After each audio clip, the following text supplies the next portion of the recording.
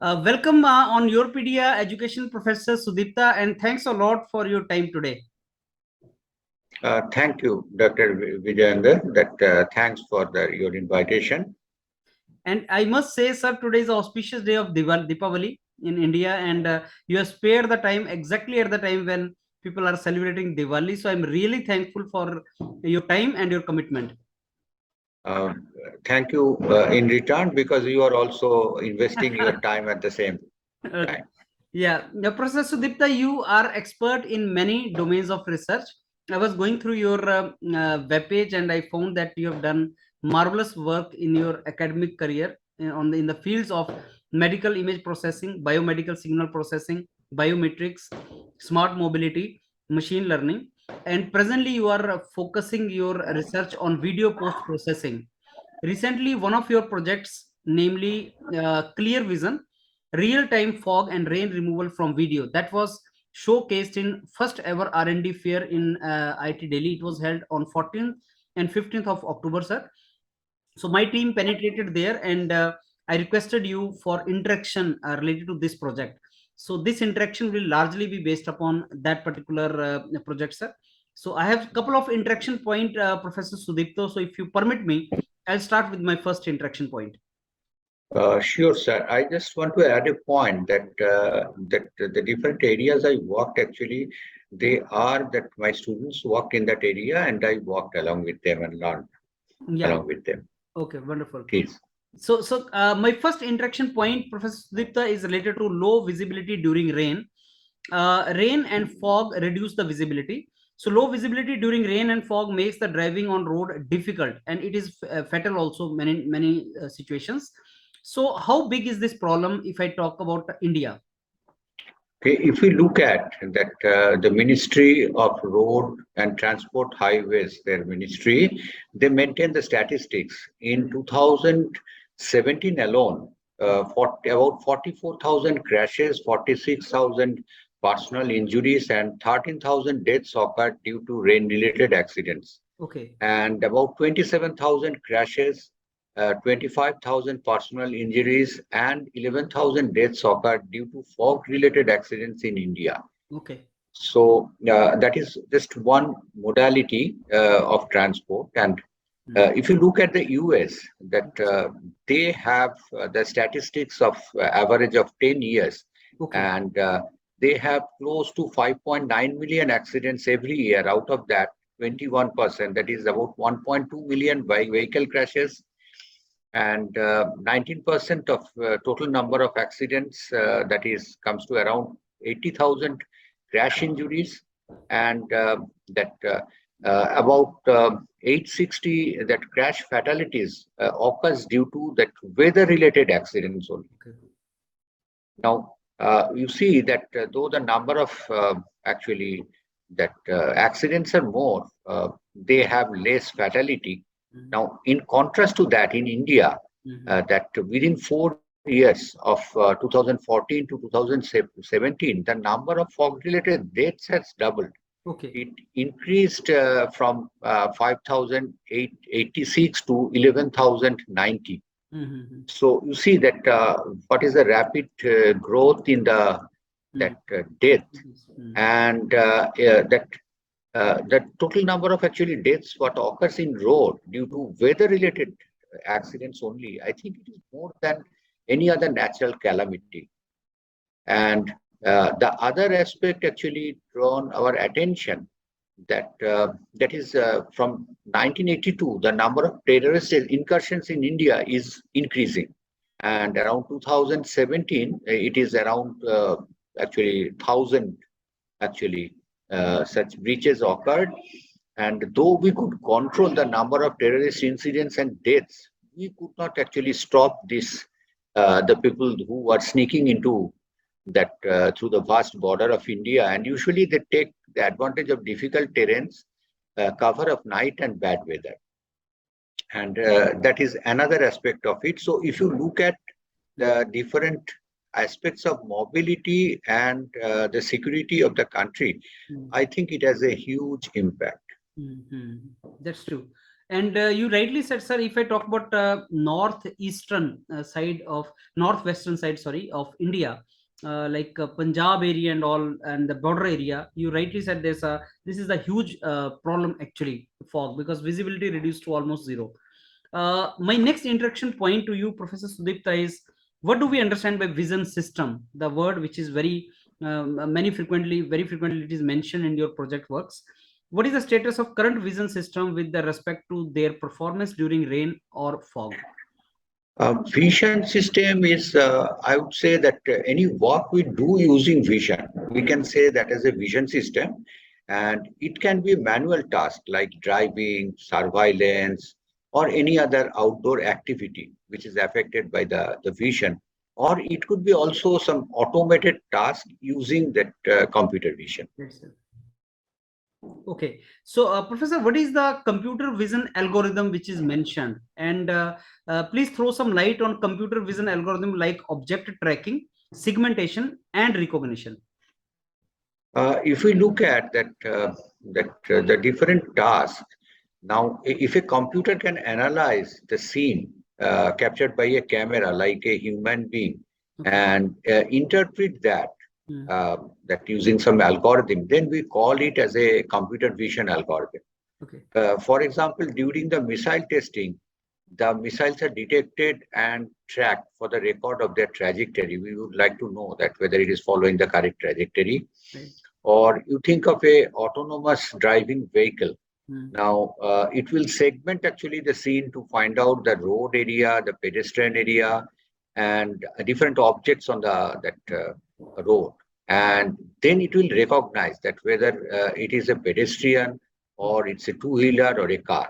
Hmm. So that you see the different kind of tasks are there, that object recognition, tracking, segmentation. So these are the different actually tasks commonly talk about in computer vision. Okay, wonderful. So, two fundamental phenomenon that cause the loss of visibility are attenuation and air light. So, can you please explain these two words to us? What is attenuation and what is air light? Uh, that when we talk about fog and mist, the droplets are very small size, typically 1 to 10 micrometer. They actually are formed and they steadily float in the air. Mm, Now, such particles mm, scatter the light. mm, That the light coming from reflected from the object and coming to our eyes or to the camera, they get scattered by these particles, and these cause actually attenuation of the light okay, uh, that is coming after the reflection from the object to the camera. okay. So this is typically is the cause of attenuation during the fog, Mm, and we talk about that attenuation due to fog or mist. okay. Now, another phenomena happens simultaneously, Mm, as you told that this suspended water droplets, they scatter the light. mm, They scatter the light in as white light in all possible directions. right. Now, a part of that, it actually falls in that line of, I would say that line of connection between the object and the eye. Mm, Okay, line of sight. right, sir. And the part of that white light, it gets added up in that line of that object, Mm, that gets into the scene mm, and create a overall whiteness of the image. mm, Okay, and the amount of light mm, that gets added, mm, white light added along with the normal scene, that is what we call as the air light component. okay, okay. Okay, now both this air light and attenuation, they are depth dependent. That is, what is the actually distance of the object and the camera? That it depends on that, and it increases with the depth, Mm, and that's why in a scene it is not uniform throughout the scene. mm, mm, mm. Okay. Professor Sudipta, your entire this project, which I just mentioned, Clear Vision, it was mentioned, it was showcased in R&D fair in IIT Delhi under the category of smart mobility. So I request you to tell us something. What is the smart mobility and what is the smart mobility solution titled Clear Vision? developed by you that can increase visual acuity in real time for optical and thermal video feeds in rainy and foggy conditions? Now, when we talk about mobility, mobility means all forms of actually that the motion which helps us to transport ourselves or the goods from one point to the other. And when we talk about smart mobility, it means that using the IT and AI that and different kind of sensors.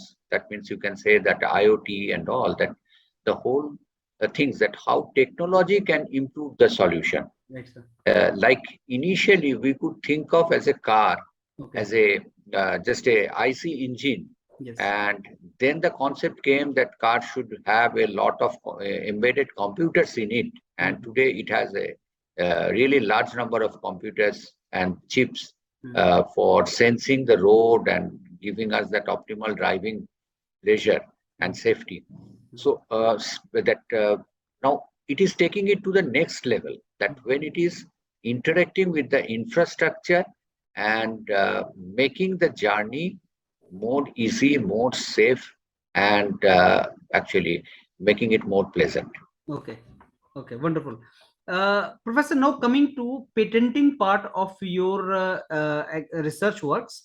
So you have a patent titled Method and System for Removal of Fog from Images and Videos. In India, academicians normally do not patent their inventions.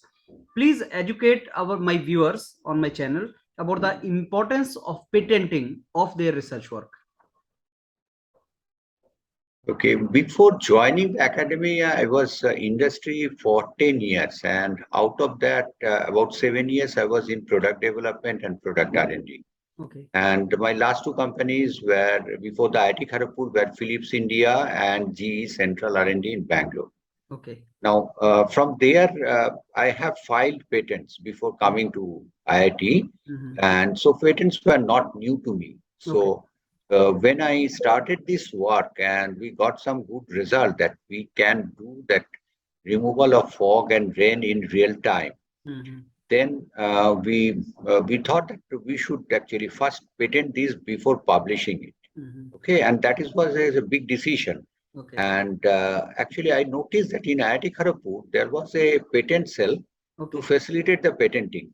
And when I approached that Professor Subhashish Tripathi, he encouraged me to file the patents. Okay. And I didn't expect that that in academia also I will get that support. Okay. And in fact, he only connected me with TIFAC, who at the time was eager to file the patents in India and abroad.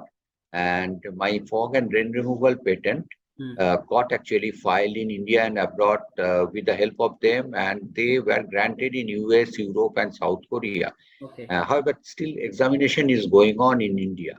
Okay. Professor, this patenting, filing the patent, you said you were working in industries also, and you have filed the patent from there also. So, is there any difference between filing the patent once you are in industries or when you are in academia? My question actually is related to finance.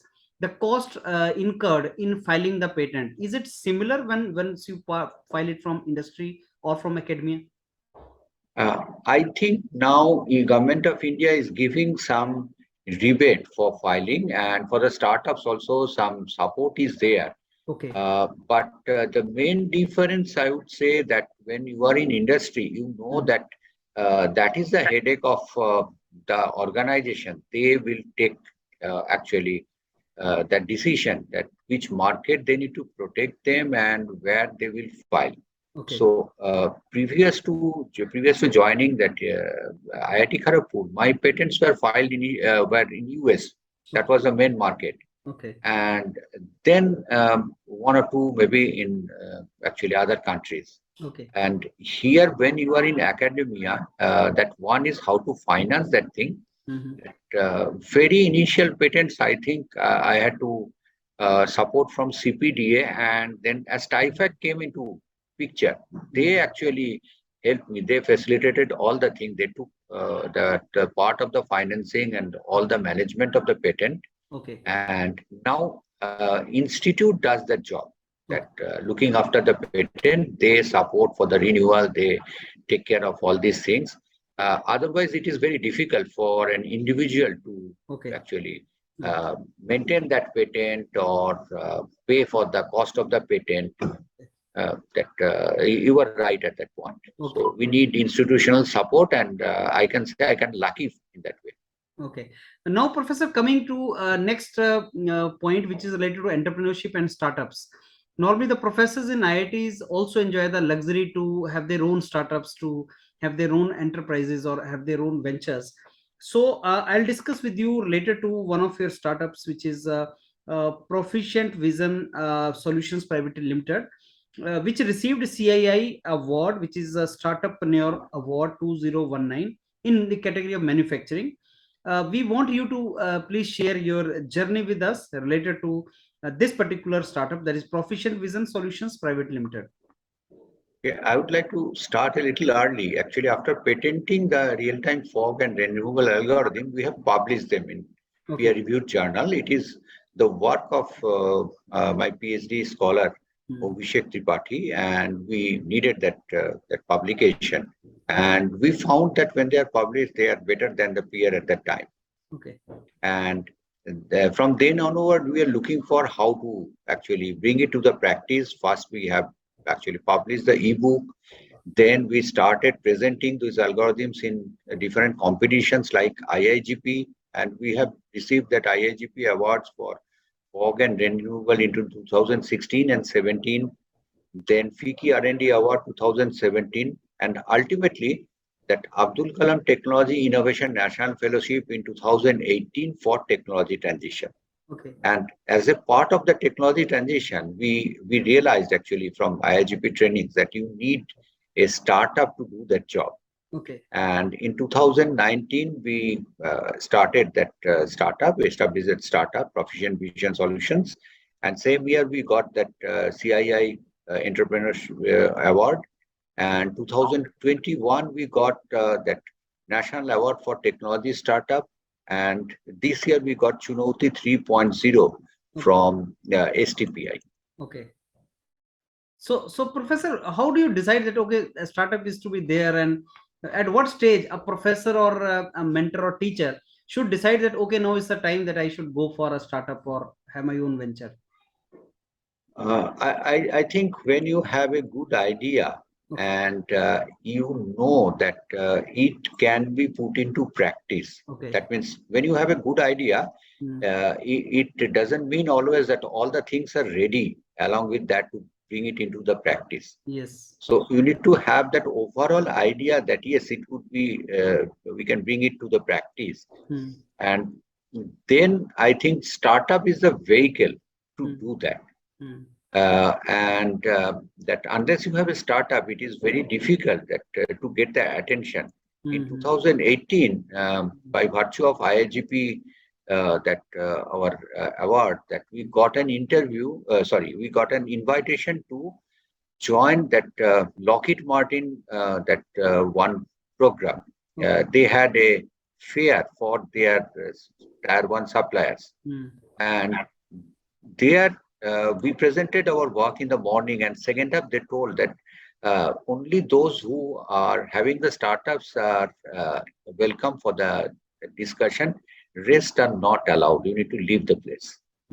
So if you do not have any startup, the way the industry look at that, you do not have that commitment. Because in academia, you are busy with many things now. For example, teaching, grading the students, then the research and all. So unless you have the startup which has a financial interest in the whole thing, that you cannot take actually them accountable. I think that's the way they look at that technology. And I think we have to go in a long way before the industries come and take the patent as such with the belief that yes, they are usable. So my next question was related to that only, Professor Sudipta. Like it is a commercialization of the patents and commercialization of the research work is a challenging task. So how is commercialization of clear vision progressing? So if you can tell us. We have got actually very good response and encouraging actually comments from industry and the government agencies, and we are in touch with the different forces, defense lab, the government agencies as well as OEMs. Okay. And in the recent that demonstration in that IIT R&D fair, that we got a lot of small and the big industries they came, and we got a lot of encouragement and a lot of new leads from there. Okay. And at this moment, we are bootstrap startup, so we are looking for that opportunity for paid POC with OEMs. Okay. And actually, we are at this moment at that stage Okay. to do that POC so that they are convinced that it is solving that problem. Okay, wonderful. Now, talking about your another patent, Professor Sudipta, that is on Keystroke Dynamics. That is a special authentication technique which identifies a person based upon his or her behavioral characteristic. How do you compare Keystroke Dynamics with existing password-based authentication techniques? We all use that password, that is true. And what we found that we have some uniqueness in our style of typing or how we actually use the mouse. Now, when we type the password, people can actually notice that what is the password and they can steal that password. But they cannot steal our style of actually the typing in that so easily. And we did initially a rudimentary test. And what we found that if we tell that this is my login and password, and in that case, that 90% of the case, if another person is trying to key in those login and password, that he is actually stopped. So at 90% accuracy, we could get very easily in actually detecting the imposter. So what we think that the password and login would be there, but along with the PIN or that password, if we have that the keystroke dynamics, then that can actually improve the level of security. And we proposed actually some kind of supervised learning for that, and that was the patent on that keystroke dynamics based actually security. Wonderful. Professor Sudipta, one of your another research domain is medical imaging. So we want you to please explain what is the meaning of medical imaging and what is the scope of medical imaging in today's world. The X-rays, ultrasound, CT, all these are now part of our common vocabulary. Right. And though they are images, they are different from the normal images in terms of color, format, bit depth, and many different ways. Now, these imaging modalities are primarily used for medical diagnostics, and that's the reason they are called medical imaging. Okay. Okay. So all these terms are medical imaging. So are we expecting something new also, Professor, in that? If we look at that today's world, that one of the things that has come that that when you go to the doctor or physician, they ask for some reports, and some of these part of these reports are imaging based. Okay. And they are read by radiologists. They interpret those images and give the report, and we take it back to the physician. Okay. Now, while that radiologists are doing this job, now they use computer for reading those actually images. That is the starting point, and they are stored in picture archival and communication systems. Okay. So that the images that now there is an opportunity that to help the radiologist. And what is found that radiologists, they have lot of load, so and long working hours, so there may be fatigue, there may be distraction, so their accuracy can be affected over the day. And if we have now, instead of one radiologist, two radiologists does that job, that can improve that accuracy. Okay. But that would be very costly. Now, that computer-based algorithm, which we call usually computer-aided diagnostic system, or in short CAD system Mm. can do the same job. Okay. And one radiologist plus CAD, Mm. that gives better accuracy than a single radiologist. Okay. So this is already established, Mm. and that computer-aided diagnostics is now that regular aid for that radiologist in the Western world. Wonderful.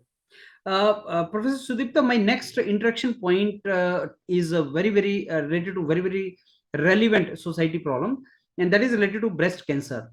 You have filed a patent titled "A System and Method to Detect Microcalcification Clusters in Mammogram," and that is to detect breast cancer. Breast cancer is by far the most common cancer diagnosed in women worldwide, and is the most common cause of death from cancer in women. So we want you to tell us about your this patent which is related to breast cancers. For the breast cancer, there are four early signs. Now, presence of mass, second is microcalcification, then third is bilateral asymmetry, and fourth is architectural distortion. Now, I have worked in all this area to some extent, and this particular patent was on the microcalcification. And here that we wanted to use CAD not only to help the radiologist as a second read, we had a actually different goal along with that.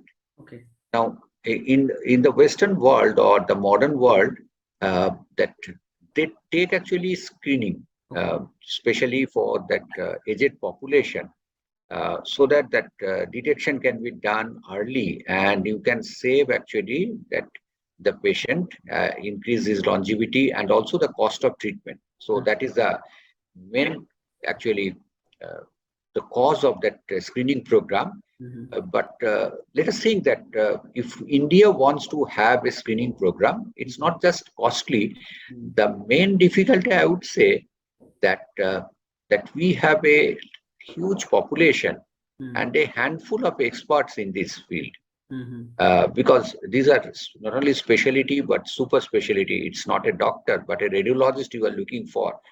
And so even if we can get that money to buy the equipment and go to every village and town to screen all the people, we would not have that many experts to read actually those images. So what we thought that apart from helping, that CAD will not only help to read the image that to the radiologist that is helping, what we can do if we can actually pass those images that you taken in the screening program through the CAD, and if CAD can actually answer other way around, if we ask that for sure with 100% accuracy, these images are normal, there is no abnormality. So then we can actually reduce the load on the radiologist. And we have done that thing, 100% accuracy test only for microcalcification. So that can actually make a difference in the treatment and make actually our that screening program possible in a country like India, or for that matter, any third world countries. Wonderful. So that is really very relevant, Professor Sudipto. This work is very relevant, and I'm sure it can save lot of lives further. So, Professor, my last interaction point related to your domain of work is related to the buzzwords. Nowadays, we hear certain buzzwords like machine learning, deep learning, artificial intelligence, and all. So these days, we hear a lot about these machine learning, deep learning, data science. How artificial intelligence, machine learning, deep learning, data science, how all these buzzwords or these technologies are related, and what is the scope of these techniques? These the keywords: machine learning, pattern recognition, AI, data science are same or very similar group of technologies. Now that they developed actually by different communities. For example, statisticians, computer scientists, or engineers. And each of these community, they have given their pet name for the same knowledge. So in Upanishad, we get that ekam sad vipra bahuda vadanti. So it is a very similar case for that machine learning or AI. And at this moment that they have a new addition that in the group that is called the set of tools which we call as deep learning. Now, that deep learning has increased the popularity and because the people expect that it can do anything like human or maybe better. And if you look at the deep learning, that in the classical pattern recognition, that we used to find out distinguishing features, which helps in classification or regression analysis. That means if we have to distinguish something as a human being, I will tell, okay, this for this reason, this is a cat, it is not a dog. Okay, that we have some features. So in our mind. Now, if you look at that, who are the people who are preaching this? Were primarily those who have the signal processing loving actually community, or those who practice signal processing, and they used to come up with new features one after another, which is better than the previous one. On the other hand, the computer scientists, they love to give the data to the machine because what their logic is that you are extracting the feature from the data. Why don't you give that to the machine itself to find out what is the best feature? Okay, and that's I would say the starting point of this deep learning. And riding on the wave of deep learning, machine learning received wide acceptance in the society. In fact, the previous that incarnation of that neural network, at that time there was a lot of I would say that resistance and I would say that inhibition from the people to use it because it's a black box. But when the deep learning came, the people somehow they believed it, though it is opaque and it is still a black box. And now what will really go for an application, however, whether it is deep learning or classical machine learning, it should be dictated by that application. So I think both are going to exist for much longer, but I think they are having a much deeper impact in our day-to-day life in all possible ways. Wonderful.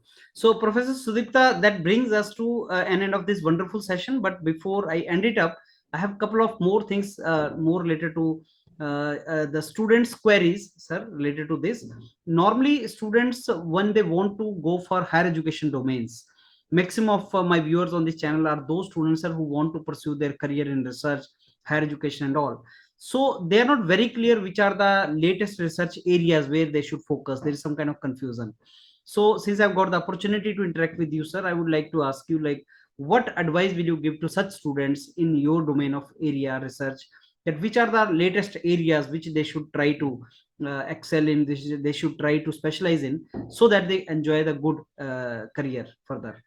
At this moment, that AI and data science, that's the way it is known in industry, they are creating a number of jobs. Yes. So I think most of our bright students are getting attracted towards that, and they are leaving other domains and getting into this new domain.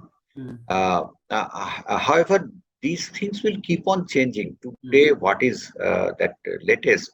Tomorrow it will be old, and new trend will come. So my advice would be that you look for your passion and look for your strength, and you also look for what the application area and how you can actually solve the problem in that domain with the way you can. Okay, with your skills.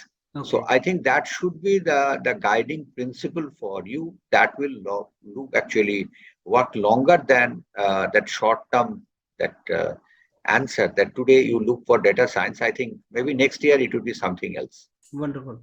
Now, Professor, my last interaction point is related to the R&D fair itself.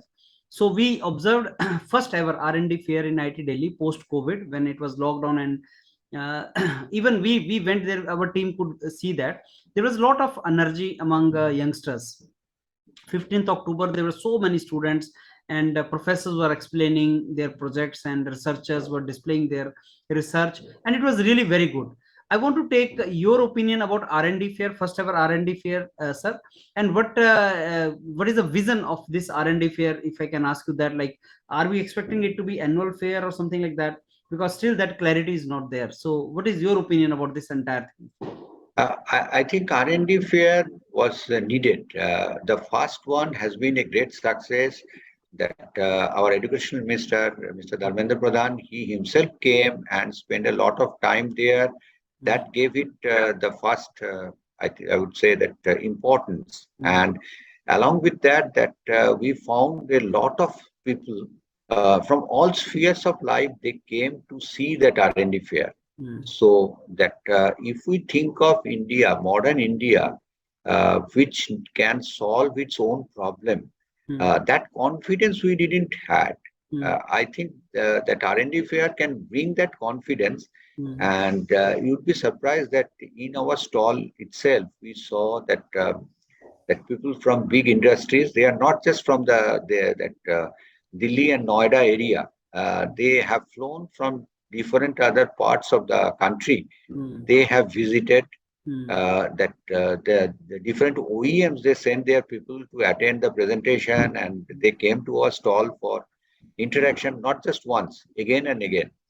And we similarly got many small players that who are startups or just established, that they came, and a lot of students, not just from IIT Delhi, but that other actually the colleges also, they came and they interacted. Yes. So I think that it can spread that confidence, I would say, more than the know-how, that we can do something, we can bring a change, and we can solve our own problem. Yes. So if we think of Atmanirbhar Bharat, that needs actually IIT fair every year. You rightly said, Professor Sudipto. It was much needed. In fact, we could see that kind of energy among all the stakeholders, whether it is students or it is the professors or researchers or it is industries. We could find that yes, it was much needed, and we also wish it has to be annual fair, and it motivates a lot to the future budding entrepreneurs, budding researchers. It motivates a lot. Now that brings us to an end of this wonderful session, Professor Sudipta. So all my these points, interaction points, you have answered very meticulously in a very simplified way, and I'm very sure the students or researchers or whosoever will be listening to it, they will get immensely benefited through the wisdom, through the words, through the knowledge which has come from your side. I really thank you again, Professor Sudipta, for this, and I wish you all the very best, sir. Thank you. Thank you so much. Thank you, sir.